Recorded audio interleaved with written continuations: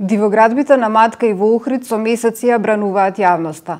Институциите на почетокот се прогласуваа за ненадлежни, но подоцна го усогласија ставот дека се работи за дивоградби.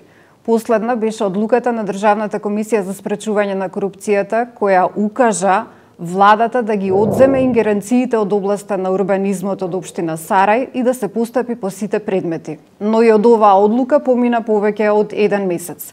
Со нас во студиото министерот за транспорт и врски Горан Сугарески. Господине Сугарески, ќе има ли уривање на Матка? Прво благодарам за поканата и можноста да во најголема мера ги објасниме работите кои што се поврзани не само со Дивоградот, претпоставувам имате и други прашања во делот и на капиталните инвестиции, капиталните проекти, се со цел на вистина на гледачите на луѓето им објасниме што се случува. Прво, значи пред она што го спомнавте вие, пред неколку месеци беше кажано дека одредени институции си ги префрлаат надлежностите едни на други. Јас и тогаш дадов изјава дека согласно законите во оваа држава се јасни и дека точно се знае чија и која надлежност е, без разлика дали станува збор за Матка, Охрид или било кој дел од подрачјето на нашата држава. И мислам дека многу јасно е ставено до знаење дека во конкретните две ситуации општините си се надлежни во делот на постапувањето.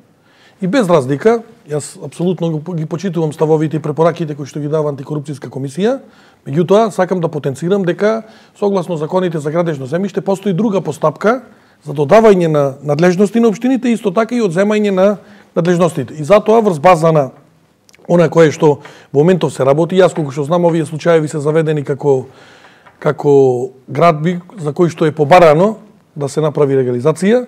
Толку бидејќи во делот на она што значеше испитување во овој дел не бевме повикани, бев во антикорупцијска повикан во делот на пловните објекти таму, а не за делот на дивоградбите, така да целосно објаснивме ние како оди целокупната процедура. Доколку градоначалникот, без разлика на Охрид или на Матка, ги одбија барањата за легализација, странката има право да поднесе жалба до второстепена комисија. Што во моментов се случува? Во моментов јас не сум убеден дека се уште е стигнато жалба до ова, не сум барем во моментов информиран, бидејќи таа си оди до комисијата второстепена. Меѓутоа можам едно да ветам дека доколку стигне таква жалба, дека Министерството за транспорт и врски ќе постапи најбрзо. Најбрзо по таа жалба. Значи ќе има уривање на Матка. Сега, дополнително на тоа има одреден рок каде што странката може да поднесе тужба до управен суд и до висш управен суд. Зошто инсистирате на таа правна процедура и по одлуката на антикорупцијска која што утврди дека платформите на Матка не можеле да бидат легализирани, туку општината требало уште на почетокот да ги одбие, прво затоа што се работи за времени објекти кои што не се легализираат, а второ затоа што се во заштитено подрачје во кое што не постои начин да бидат легализирани. Значи, да, по вокација сум правник, инсистирам на законски процедури затоа што мора така и да се постапува, без разлика за кого станува збор. Една работа и втора работа, значи согласно законот за легализација треба да знаете дека како е отпочната постапка, се до незиното завршување не може да се постапува. Така без оглед што се работи за времен објект, значи без разлика што се работи за било каков објект, али она што јас го знам е дека предметите, дека од антикорупцијска заради брзината на предметите, а не дека станува збор за нешто друго, дали требало или не требало побрзо или порано да бидат одбиени. Доколку дојде до второстепена комисија, јас кажав, јас нема да чекам ни од антикорупцијска, нити од никого да ми доставува препораки во делот на како треба да се постапува. Министерството ќе постапи најбрзо. Тоа можам да го ветам, поготово ако е случај каков што вие што велите. Значи да резимираме, чекате да заврши жалбената постапка за да ги преземете ингеренциите и да ги урнете платформите на Матка? Преземањето на ингеренции се однесува во делот на тоа доколку инспекторите не постапуваат. И тогаш испраќа државниот градежен инспекторат на увид на местоопштинскиот инспекторат да извиди ситуацијата, да увиди дали и како постапил општинскиот инспектор и врз база на тоа за одредени предмети се одземаат ингеренциите. Мислам има одредена постапка, не е тоа некој дали сака да одзема или не сака да одзема ингеренции, на крајот СДСМ само била партија која што го донесла законот за децентрализација, се со цел да општините работат со повеќе надлежности. И затоа кога гледате дека општината не ги извршува обврските, кога е утврдено непостапување по предметите, вие сепак ќе чекате да завршат правните процедури? Да, јас видите, ја морам да постапувам согласно правните процедури. А не велам дека доколку има прекршување на одредени законски одредби, дека нема да пристапиме кон кон преземање на агенциите. Меѓутоа ние не можеме едноставно само заради притисок да ги преземе. Значи мора постапката да заврши онака како што е. Значи прогласува, јас уште затоа кажав, општината си е надлежна и нема префрлање надлежности на Министерство за транспорт, на Државен градежен инспекторат, па не знам, беше спомнат инспекторатот од животна средина и така натаму култура, така да, значи согласно сите постапки ќе продолжиме да работиме. Сличен е случајот и со Охрид. Општина Охрид веќе се изјасни дека не може сама да се справи со дивоградбите во однос на заканата од УНЕСКО. Отворено побараа помош. Дали Министерството за транспорт и врски ќе пружи помош на општина Охрид и дали тоа значи дека и во Охрид се подготвува уривање? Значи видете, согласно планот кој што се прави за УНЕСКО, ние држиме редовни состаноци и како влада и како ресорно министерство со градоначалникот на Охрид и каде што согласно на кое што тие изминатиот период од месец дена донесоја, значи, одлуки на Совет за мораториум за градба, за носење на планови и така натаму. Значи ние сме целосно застанати, посебно во делот каде што државата има свој надлежност, тоа е старото јадро и така натаму. Меѓутоа сето она што значи во моментов поддршка, ние на општината Охрид ја даваме. Меѓутоа во моментов надлежностите и во делот на плажите, и во делот на градежното земјиште се под општината. Градоначалникот во моментот има направено веќе план јасен од каде би почнало не само уривањето, туку сите други активности кои што согласно динамиката имаат предвидено до февруари 2020 година да се направи. И затоа ние логистички стоиме, државата ако треба и дополнително ќе обезбеди средства во тој дел, веќе ме извести градоначалникот дека е одбрана веќе фирма која што треба да изврши уривање таму. Е известно дека ќе требаат дополнителни средства, зашто досега издвоените за уривање не се доволни да се. Некаде јас колку што знам се околу 1,5 милиони денари има одредено средства, меѓутоа ние стоиме целосно на располагање да отпочне акцијата, бидејќи тоа кажа дека ќе отпочне некаде со завршување во сега на туристичката сезона и согласно нивниот план и динамика која што има, дали станува збор за во делот на плажите и во делот на Националниот парк Галичица и во делот на другите објекти кои што се градат, имаат свој план како понатаму треба да се одвива. Тоа согласно нивната динамика, мислам дека ќе се прави информирање до УНЕСКО за сите превземени чекори, значи отпочнувајќи од мораториуми, од уривање и така натаму, се со цел да навистина она што ние го зборувавме во изминатиот период и што сите луѓе го велат дека со децении наназад правено, дека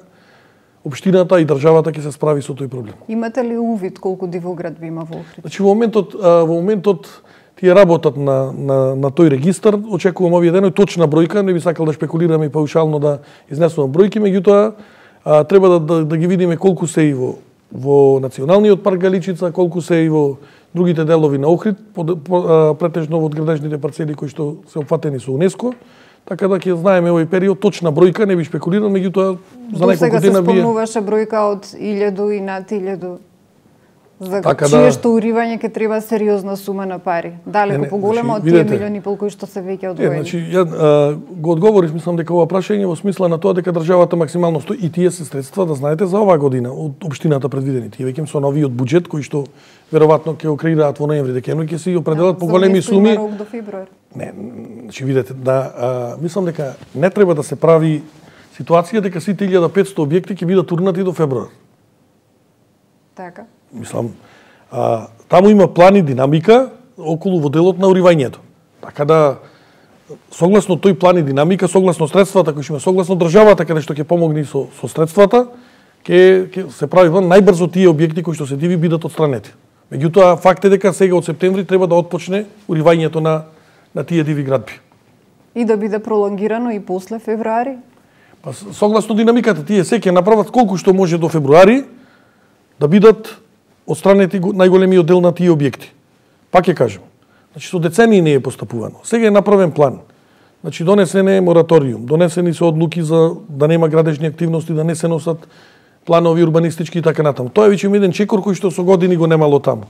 Практично од септември сега ќе отпочне со делот уривањето на најголемиот дел на објекти. Така да кога ќе се види ситуацијата дека се работи на тоа поле, можеби и некој, не знам, период на денови, месеци, може да биде пододложен. Меѓутоа, едно е да постапувате, едно е само да бидете глуви како што, не знам, изминативе 40-50 години биле. Так. На тој список за уривање ќе се најде ли дивиот хотел во Лагадин, за кој што до сега не слушнавме ваш личен став? Кој е вашиот став? Треба ли да се легализира дивиот хотел во Лагадин, исто така и за дивоградбите кај на Чинарот во Охрид, дивоградбата на Алипашината џамија? Јас сум многу јасен, значи дека прво на тој предмет работеше Министерството за транспорт и врски, тука нема личен став, тука има став дали е правно, како што претходно ви кажав, постапено не. Кога била жалбата за прифаќање била прифатена од страна на Министерството, кога била за одбивање била одбиена. И тука нема личен став дали Горан Сугаревски сака таму да има или не, мислам, тоа е абсурд. Прво јавноста треба да знае дека тој во еден дел хотел е граден со одобрение за градба. Значи тука мислам јавноста треба да го знае тоа. Тоа не е и потоа е поништено одобрението. Многу институции се изјаснија дека хотелот прекршува низа закони. Прво се гради во заштитените 50 на Охрид да го метри прашате, од мислам дека најдобро може да одговори во делот како е издадено одобрението за градба, бидејќи факт е дека е отпочнато со така.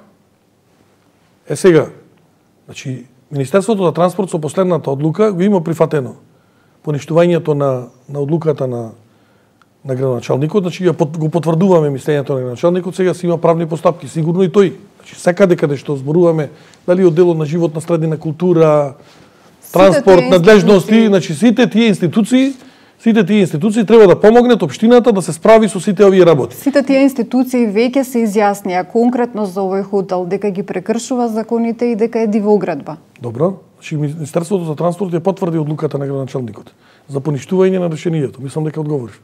Добро. А за останатите, за дивоградбата кај Чинарот?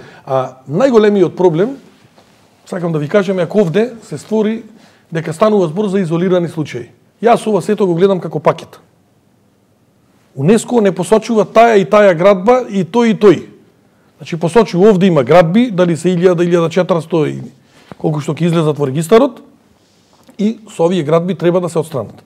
Јас тоа така го гледам, а не гледам дали бил кај Чинарот, дали бил кај Лагадин или во Галичица некаде. Дивоградбата кај Чинарот е многу различна од останатите, затоа што нејзин собственик е советник во општина Охрид. Специфично велите дека беше ситуацијата и со Лагадин.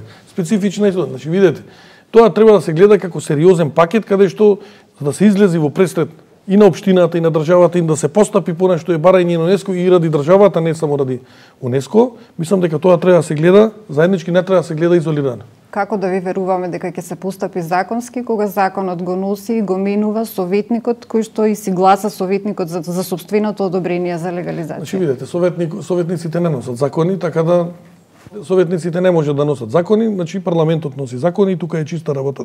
Ќе биде постапено по сите. Од она што јас го знам. Со асистенција или без на државата. Секаде каде што треба, значи тоа му е кажано на градоначалникот, соопштено и од наша страна и како ресорен министер и од премиерот, дека се она што е интерес за државата, УНЕСКО е интерес за државата да биде постапено по тоа. Во март годинава најавивте дека ќе ги презимете и плажите кога сме веќе кај Охрид. Целта ви беше да го сопрете бетонирањето и палењето на трските. Изготвив закон и тој е даен на разгледување во пратеничките групи во собрание. Знаете дека законите ги носи собранието, не владата, не министерот. Од моја страна тоа е направено и доставено до собранието. Очекувам, најбрзо ја ви повикувам да искористам ова прилика тој закон да биде донесен. Значи испратен е од моја страна, даден е до пратеници. Зошто побаравте да се вратат плажите во надлежност на државата? Па заради сите овие работи заради кои што разговараме ние, бидејќи сметаме дека државата не заради тоа ние да како да кажам, значи да им одземеме нешто на општините. Сметам дека државата може полесно да се справи од општините со сите овие девијантни појави за кои што денес јас и вие разговарам. Тоа е целта, нема друга цел. Пред 2 години кога дојдовте зборуваме само за плажите во делот на градежното земјиште. Ако треба да се одзема и другите ингеренции е посебно прашање. Овде зборуваме исклучиво и не се однесува, значи не се однесува за Охрид само, се однесува и за Струга, се однесува и за Дојран и за Преспа. Пред 2 години кога дојдовте на власт ветивте суштински измени во законите за да застанете на патот на урбаната мафија. Измени се уште нема. Законот за урбанистичко планирање со 250 амандмани одбивте да го повлечете, туку го вративте на доработка. Јас тврдам дека ние имаме одличен закон дадено за урбанистичко планирање во собрание, но имајќи во предвид целокупната атмосфера во државата, во смисла на тоа дека треба и опозицијата, и експертите, и коморите, и невладините организации сите да се видат, и да го видат и да дадат своето мислење, се води една ваква постапка. Никогаш во изминатиот период, барем јас додека бев пратеник, во собранието не видов дека по вакви закони се води една ваква дебата. Значи, што направивме? Пред да биде објавен, истакнат на ЕНЕР, ние го дадовме законот по комори, по секаде, посебно по институциите кои во делот на луѓето кои што се занимаваат со таа работа. Потоа беше прикачен на ЕНЕР, каде што буквално на тој национален регистар може секој од вас во државата да даде одредени забелешки кои што би биле вредни. Сите забелешки беа и најголем дел од тие забелешки беа инкорпорирани во законот. Дополнително, после првото читање, кое што беше, морам да потенцирам, едногласно прифатено за потреба од донесување на Законот за урбанистичко планирање. Организиравме во собрание дебата, јавна расправа, каде што уште еднаш ќе го слушнеме мислењето на сите засегнати страни. После завршувањето, кажав дека да се земат во предвид тие 250. Сега да ви кажам кој е закон. Но повторно ви се случија 250. 250 не се случија амандмани и сега ќе ви кажам, значи во периодот, ова можеби јавноста не го знае, со сите представници кои што се на политичките партии во Комисијата за транспорт и врски во собранието имаме одржано 10 состаноци. И таму мислам дека уште на 5-6 амандмани е сведена работата, дека голем дел на амандманите усогласивме, бидејќи и СДСМ, и ВМРО ДПМН, и ДОМ има во голема мера исти или слични амандмани.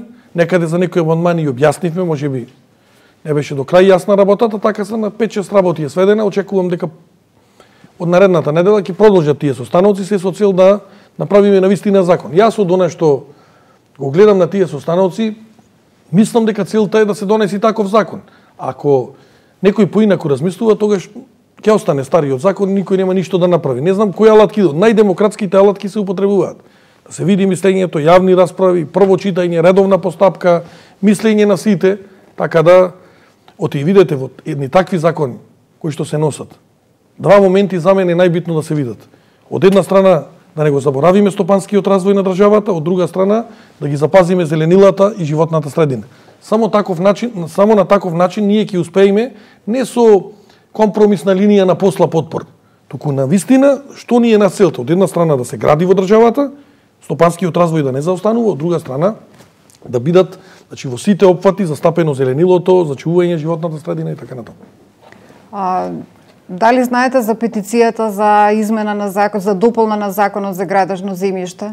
Значи официјална петиција таква немам видено. За сега се уште петицијата е онлайн, се уште се собираат подписите, меѓутоа се однесува на членот 15 од Законот за градежно земјиште, со кој се бара измена за да се спречи понатамошно продавање на државно градежно земјиште на принципот на она што се продаде кај Холидеин. А како се продаде кај Холидеин?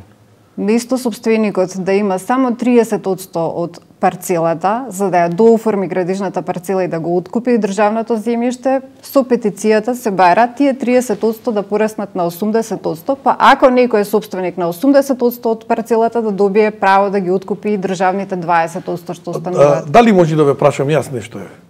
Извинете, вака вие ми поставувате прашање, меѓутоа да си земам право. Што е поразличен, да речеме, овој предмет од сите другите 1100 предмети кои што се решавани во министерството? Со задоволство би ви одговорила на прашање. Дали тоа е само заради локацијата што е тука, значи 1100 постапки се вакви решени во министерството. И ако го гледаме законот за градежно земјиште, јас сум спремен, сум кажал во 1000 прилики, дека може не пред антикорупцијска пред било кого во оваа држава да одговарам ако нешто не е постапено. Меѓутоа таму е целосно запазена целата постапка. Значи, јас со задоволство ќе го разгледам ова, меѓутоа, морам да потенцирам уште една работа.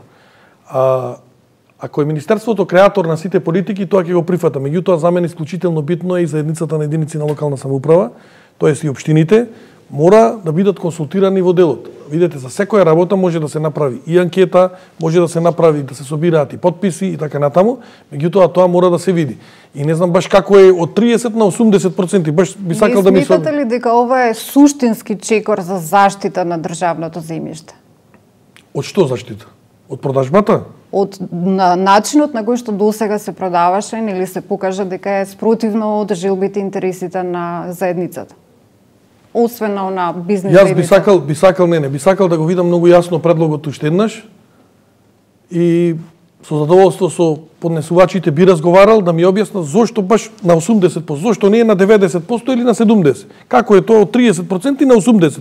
Например, еве, дојден од една страна и апсолутно сакам, пак ќе кажем, за оваа работа би сакал не само владата, туку овде да консултираме и сепак градоначалниците се представници на локалните самоуправи, каде што се разбира и со нив треба, бидејќи сметајте дека во една постапка утре може да се случи дел од приходите на општините драстично да паднат во споредба со тоа што нема да бидат во можност да продадат. Меѓутоа со задоволство би го видел ова и апсолутно јас не верувам дека ова не може да се донесе или било како.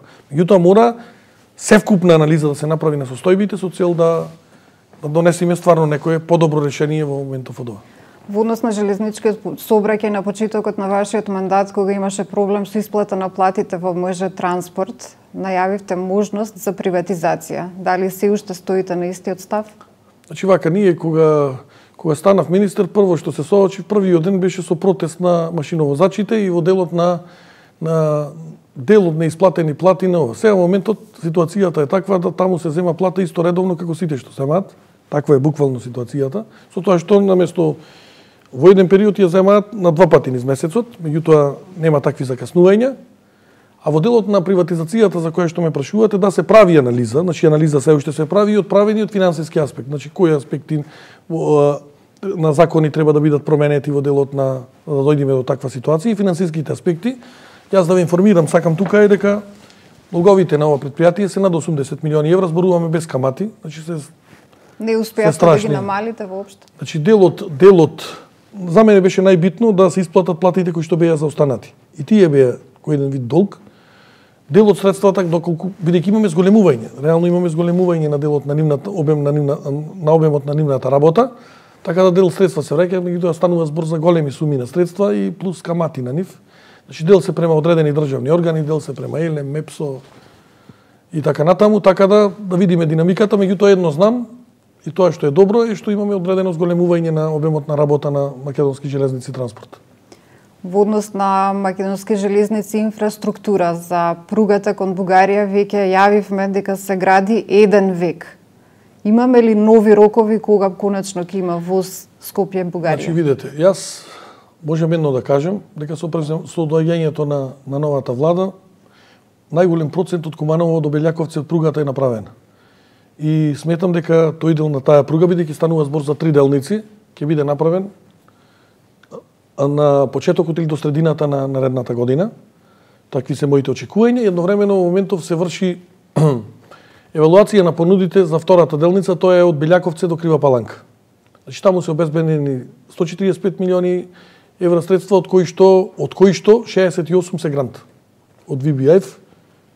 Така да очекувам тоа веќе ми наредната година да отпочне. Третата делница, и тие се роковите, нема други рокови, и од 2021 до 2025 се однесува на третата делница од Крива Паланка до бугарска граница, и тоа е обврска на нашата држава, значи станува збор за последна делница од 23 километри, која би чинела сериозно поскапо, на 350 милиони евра, бидејќи е таква каква што е конфигурацијата, тешка конфигурација на земјиштето имаме, со многу тунели, со многу мостови и така да согласно роковите кои што имаме очекувам да бидат и согласно меморандумот кој што е потпишан со таму се уште не е пучнато. Во кој дел? Проектирањето град проектната документација е комплетно завршена. Третата делница комплетно завршена, се работи на обезбедување на финансирање, значи со преговарање со ЕБОР, Европска инвестициона банка и така натаму, и дел се разбира средства од буџетот на нашата држава, така да мислам дека тоа брзо ќе се обезбеди, а проектната документација е готова. Работите на терен не се почнати се уште. Работите на терен во на третата делница, најтешка. На втората делница ќе почнат наредната година. И тие во соодветен рок, мислам од 2 и нешто години треба да завршат, а паралелно со обезбедувањето на средствата ќе направиме напор од 2021 да почне. Од 2021 треба да почне таа изградбата на третата делница. Зошто се уште немаме воз Битола Лерин и покрај тоа што пругата е изградена од почетокот на годинава? Значи пругата е изградена, факт е дека имаше одреден проблем со делот на оптичкиот кабел кој што треба да се спроведи од Трубарево до Битола. Работиме на тоа и согласно договорите кои што ги има Македонски железници транспорт со грчките железници, очекуваме дека еве да не шпекулирам со датум, меѓутоа согласно интересот, возните редови и така натаму и линиите кои што треба да се направат, очекуваме во најбрз временски период пругата да биде пуштена целосно во употреба. Таа е готова, тестирањата први се извршени, така да сметаме дека да не заборавиме дека тоа е едно нешто кое што чисто е направено во времето на мандатот на СДСМ, почнато во јануари, завршено оваа година, значи некаде во јануари месец. Тоа инаку таму се води одреден спор кој што претходната влада го имаше раскинато договорот. Мислам беше не претходната влада, мислам дека во периодот некаде на измеѓу техничките и така натаму, меѓутоа не беше направена. Сега во овој мандат е направена таа пруга. Граѓаните ја примија пораката дека градите 550 километри патишта. Меѓутоа, опозицијата сериозно ви замери за тоа што довршувате нивни проекти, дека немате ваши проекти. Зошто нема СДСМ своји проекти во однос на патната инфраструктура? Малце е смешно ова. И вака се трудам да, како да ви кажем, прво патишта во Македонија во моментот се градат најмногу во овие 30 години. И тоа многу јасно може да се види. Само оние луѓе кои што сакаат да негираат, јас разбирам дека опозицијата и работа тоа да го прави, меѓутоа ова на очиглед на сите. Еве, буквално да појдеме во која сакате општина, ве канам со мене заедно, да појдеме да видиме во која општина, не во градовите само. Туку и секаде околу реконструкција правиме на преку 500 километри патишта. Значи во моментот има инвестиции во делот на патната инфраструктура 800 милиони. Па видете, да не почнувале подобро вакви автопатишта.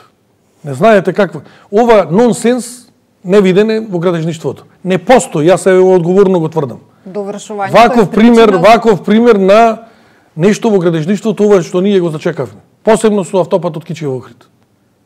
Значи, посебно со автопатот Кичиево Охрид. Нешто што не го познава градежништвото. Тоа видовме таму.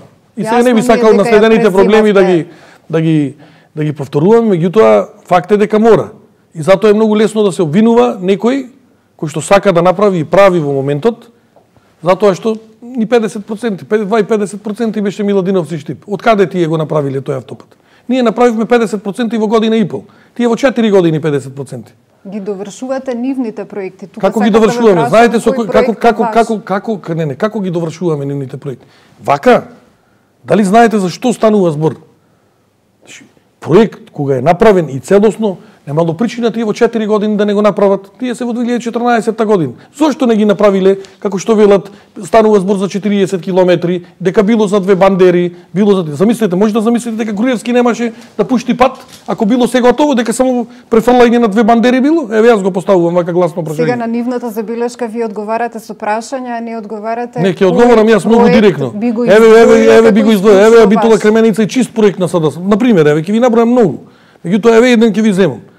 Тоа не е нова пруга, туку е реновирање на старата. Не, да ве прашам една работа. Куманово, Белјаковци, ВМРО, ДПМН, тие 20% се фали што ги направил, само велите еден век не е направен. За кој проект изборуваме? За вакви проекти? Еве гасоводот. Знаеме, ќе ви кажем. Гасоводот. 98% од кракот Неготино до Битола бил неекспроприиран. Мрднато нема. Ископана е дупка, направивме гасовод вела. Сега е целата работа. Ова е со бројки, неумојливи се бројките. И нема бегање од таа работа. Не може секоја власт да иде на власт да ги остава проектите. И еве ќе ви кажем, до 4 септември се првите 2 километри на автопатот Блаце Скопје што треба да се прави. Паралелно се проектира. Паралелно проектираме еден куп други патишта. И тоа е процес каде што државата почнува и се. Ова е еклатантен пример. Кичиево Охрид. Како не треба да се работи во градежништвото. Тоа ВМРО ДПМН треба да го објасни на јавноста. Не е само делот на провизии, туку и делот на што значи еве автопат или ако било сте готово, Демир Капија, Смоквица, Груевски ќе пропуштеше шанса да го пушти патот. Еве точно е се согласувам тука дека во најголема мера работите ги има од времето на ВМРО ДПМН. Видете, ќе зборуваме за 12 години власт. 12 години. 650 километри реконструирани во 11,5 години. Сада сама во една година 500 километри. Сам дека има евидентна разлика. Меѓутоа и во тие 500 километри ние не слушнавме нов проект. Како нов проект? Реконструкција правиме, рехабилитација на постоечки. По 40-50 години патиштата не биле чепнати. Дали тие треба така да останат? во таква состојба каква што беа. 40-50 години од времето што велиме ние на поранешна Југославија на Тито. Дали во таква состојба тие патишта, па сами се јавувате, велите овој пат е во лоша состојба. Тој не може нов пат таму да се прави кога постоечки пат постои, тој треба да биде саниран, реконструиран, рехабилитиран. На тоа се работи. Тоа е видео. Ајде, еве вака, ве поканувам, например, да појдеме кон граничните премини према Бугарија, према соседите. Еве да видиме. Да видиме како е направен патот од Делчево до граница. Да видиме како е направен патот од Берово до Клепало. Да видиме дали се работи во моментот на Струмица Ново село. Ајде другиот пат према Грција е со Смоквица со автопада. Да видиме како се работи во тие делови и во каква состојба бил и во каква состојба е сега. Значи тоа велам, бројките се неугледни. Нормално е опозицијата да критикува, да изнаоѓа начини како едноставно да исплука на тоа што се прави. Но фактите се многу јасни. Еве ќе ви кажам. Како тоа го рачунаат тие патот Штип Радовиш дека било во нивно време? Лопата фрлена не е ни една. Ниту една. Ланската година во мај почнат патот да се прави. И тој проект го наследивте така? Не, со бројни проблеми кои што кај што имаше одредени експроприации. Меѓутоа како проект беше наследен. Забелишката е за ваши проекти. За какви наши проекти? Еве работиме на проекти, ви кажав јас. За кој дел забелет, не разбирам ја за кој дел. Да измислуваме, еве работиме во моментот на проект на автопат Битола Прилеп. Например. Работиме. И тој значи ќе биде, видете, ова станува збор за проекти кои што се од граѓаните. Ова не е нити СДСМ, нити ВМРО ДПМН. Вие граѓаните одделувате средства и од тоа се гради. Ние управуваме, менаџираме со тој дел. А не дека ВМРО ДПМН или СДСМ не може да направи пат. Како тоа? Државата добива средства од буџетот кои што се предвидени за изградба на патишта, болници, железници, гасификација. Освен на патната инфраструктура, најавивте суштински промени и во авиосообраќајот. Разгледувате можност за домашна авиокомпанија. Дали има некаков резултат од анализите? Значи, првичните анализи кои што беа во претходниот период се негативни, во смисла на тоа дали треба авиокомпанија да има во нашата држава, но ние решивме уште еднаш, ради одредени околности, во тоа дека не треба да има. Од финансиска гледна точка? Да, од финансиска, од економска, да, апсолутно. Меѓутоа, еве годинава, за целосно да видиме, бидејќи понејасна беше, меѓутоа подеше дека негативно повеќе, одредивме средства во буџетот да видиме уште да се направи целосна анализа, се со цел да. Нормално е сите да сакаме да има, меѓутоа мора да биде таа исплатлива и да се разбира и искористиме сите, а не да биде само да дојдеме во ситуација да правиме само штета на државата. Сега за уште еден наследен проект. ВМРО ДПМН го градеше седиштето на Министерството за транспорт и врски 6 години. Вие продолживте уште 2 години и се уште не може да се вратите на плоштадот Филип II или Карпушово востание, како сакате. Каков проблем има со доградбата од 2 ката? Нема проблем. Проблем е она што треба фирмата која што го работела да ги доработи одредени ситни работи, се со цел да Министерството издаде одобрение за употреба. Тоа не успеавте да го завршите сега бидејќи имавме проблеми низ периодот, затоа што видите, таму има одредени водени постапки, не исплатата која што треба да се врши. Треба да имаме јасна представа што значат кусоци и вишоци од една страна, што значат дополнителни работи. Кога сите комплетно ќе бидат завршени тие работи, ние ќе распишиме и се разбира, го издадеме објектот во употреба, ќе распишиме тендер за селење и ќе биде очекувам тоа да биде многу брзо. Цело време од како дојдовте за министер очекувате многу брзо. Да, меѓутоа мора да биде целосно чиста постапката затоа што замислете овде орган кој што издава одобрение за употреба Министерството за транспорт и не мислам дека сами треба себе. Да, сами себе практично и мислам дека се треба најчисто да биде. Да, и мора да биде најчисто. Така да мене ми е побитно, ако е лично за мене воопшто не е проблем, мене ми е битно да движиме, побитно ми е да одам по увид, да одам на завршени проекти отколку во зградата, меѓутоа условите кои што предпоставувам, јас не сум бил во зградата, морам да ви кажам вака гласно. Уште не сте ја посетиле? Не сум ја посетил. Не сте направиле проверка? Не сум ја посетил, меѓутоа сигурно се со нова зграда би требало да се подобри условите од овие што се сега за вработените, кои што работат во Министерството. Увид не сум извршил, не. Тоа е една од најскапите доградби во Македонија, во историјата на Македонија. Последното прашање не е за министерот Сугаровски, туку за членот на Централен одбор на СДСМ. Председател сум на надзорен одбор, гледам дека многу пати во медиумите пишува членот на Централен одбор, јас сум по функција член на ЦЕ и некој сум председател на надзорен одбор на СДСМ. Така, значи прашањето е за политичарот Сугаревски. Ја слушнавме вашата изјава дека функционери од СДСМ не се вмешани во случајот Рекет. Од каде сте толку сигурен? Значи јас кажав дека со сите сознанија кои што ги имам лично е дека нема вмешано. Значи направив муабет за сигурен не сум и верувам дека нема вмешаност. Меѓутоа, барем денес имав прилика да ја слушнав и обвинителката, така да барем за тој записник кој што некаде се спомнува. Меѓутоа, оно што јас како сознание, како информација го имам. Така да сметам дека е таква работа. А обвинителството е орган судски кој што може да ги провери сите околности, дали има или нема. Јас и тогаш кажав. Тоа беше во неделата на пресконференцијата која што беше по повод представувањето на сите инфраструктурни проекти кои што ги правиме. Кажав многу јасно дека без разлика за кого станува збор, дали од раководството на СДСМ или од нас другите и членови на влада или било кој, доколку има било каква инволвираност, премни сме да понесеме одговорност. Не само политичка, туку и секаква. Ама меѓутоа таа е како и за сите мора да биде докажана во јасни правни постапки и процедури. Благодарам. Благодарам и вас, мило ми беше.